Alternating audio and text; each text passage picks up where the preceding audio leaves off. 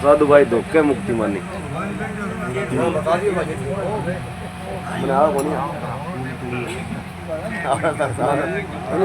ओले सुना दो सारे के तो साधु भाई धोखे मुक्ति मानी यानी मुक्ति है जी ब्रह्म ज्ञान में ही मुक्ति हुए अपनो आत्म स्वरूप जगह जाने है आत्म ज्ञान ही मोक्ष हुए।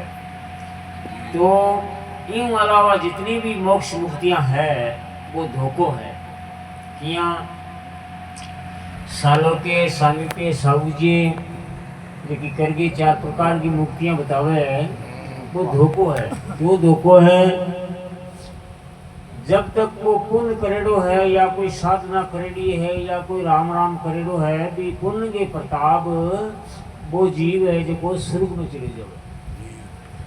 तो जितना दिन वो पुण्य आपने करेडो है जितना दिन वो जमा है जितना दिन सुख भोगे बाद में पुण्य छीने मृत्यु लोक वसंती गीता कहवे। गीता के अंदर भगवान के पुण्य छीने मृत्यु लोक वसंती के भी पुण्य मुक्ति वो अपना तो फिर अपने मृत्यु लोक में आगे ये जीव ने जन्म लेना पड़ेगा। ठीक है इसीलिए वो धोखो है मुक्ति वही को नहीं मुक्तियों को नहीं काम समझा जना कह धोखे मुक्ति माने अब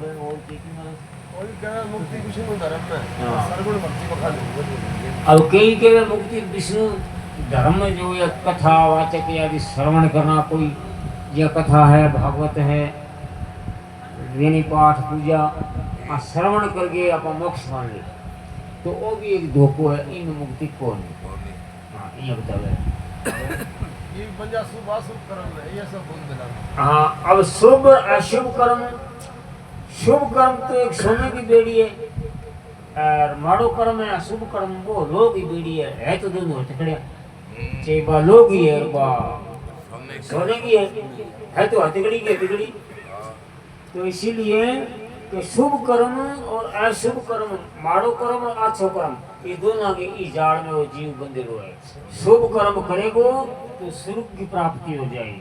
तो वो शुभ कर्म जितना दिन बैंक में रुपया जमा हुए जितना दिन बैंक का होटल वालों यानी आप होटल में रुपया जमा करा दिया तो जितना दिन रुपया है 1000 खंड जमा जितना दिन तो वो अपनी सेवा करी होटल वालों और जके दिन रुपया अपना खत्म हो गया नहीं होटल में जके दिन वो अपन भोजन कौन दे और अपन होटल में बाहर काट दे। इसीलिए जितना दिन आपने पुण्य करेलो है जितना दिन शुभ कर्म करेलो है जितना दिन स्वर्ग में रह सका सुख भोग सका और वो शुभ कर्म मिट्यो और फिर नरक में फिर जन्म लेना पड़ेगा। और अशुभ कर्म माड़ो कर्म लोग ही बेड़ी है हथकड़ी माड़ो कर्म कर हाँ तो सीधा नरक में चले जाऊंगा। तो इसीलिए कहे मैं वो जीव अड़ू धोखो है।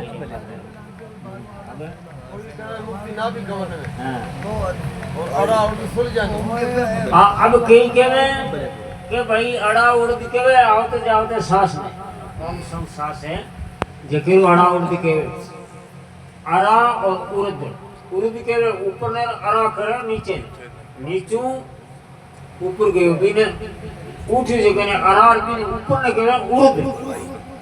तो अड़ा उर्द के इनके सुमरण में जका लगिया है सांस को सुमरण करे सांस को ध्यान करे भी युक्तियां है संत महात्मा ने बताई सा आवते जावते सांस को ध्यान करना साक्षी रूप में देखना यानी प्राणायाम करना।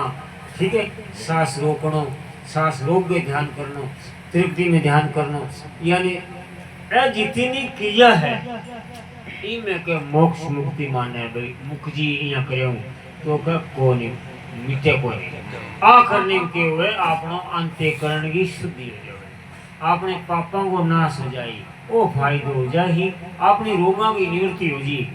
अध्यात्म ताप है जो मिट जी अध्यात्म अधिभूत अधिदेविक ताप है जो वो एक अध्यात्म ताप आपनो मिट जी वो तो फायदो हाँ तड़फ गए कोनी मरे ई अड़ा उर्दू को फायदो जो को युक्ति करे वो तड़फ गए कोनी मरे भुगत के कोनी मरे नरक कोनी भुगते वो हंसतो खेलतो चली जाए वो इनको फायदे पर मोक्ष को हुए फिर जन्म लेना पड़ेगा।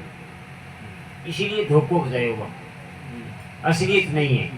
आगे कोई कहे मुक्ति गगन मंडल हाँ और अनहद घुरा निशानी हाँ पिंजर टूटा सा छूटे फिर कहाँ करो रवानी। कहाँ रवानी, ठीक है। अनहाद शब्द जो अपन कान में आगे गए घू घू है करे नहीं, मैंने कहा अनहाद शब्द को बिना ही बजाया बजे, सुन ले अनहद की धुन को मोक्ष की धाम है नेड़ी आके वे कि जे वो एकांत में बैठ के प्राणायाम कर गए वो अनहद शब्द के अंदर सुरत लगा दे और सुरत के द्वारा भी ने सुने तो मोक्ष हो जाए। ठीक है क्या कोई धोखो है और शरीर चली जाए नहीं जब वो अनहद कट रही है जी। हाँ इसीलिए ये धोखो है। सदा निरंतर सब में व्यापक नाम रूप नहीं बानी सर बनानाथ चेतन के मई फिर बंद मुक्त किया। अब वो सदा निरंतर वो बिनु कोई अंतर को नहीं, बिनु कोई यानी अंतराल नहीं है, दूर को नहीं, वो सब नहीं है। बनानाथ वो चेतन है, चेतन के मई बंद मुक्त किया। हाँ बनानाथ क्या उस चेतन जो आत्म स्वरूप है बिंगे अंदर ना तो कोई वो बंदेड़ो है और ना वो मुक्त है। बंदेड़ो है जो को मुक्त हो है वो तो निर्बंधन है, तो मुक्ति होगा की, इसीलिए क्या धोखा मुक्ति। हरिओम नारायण। ले भाई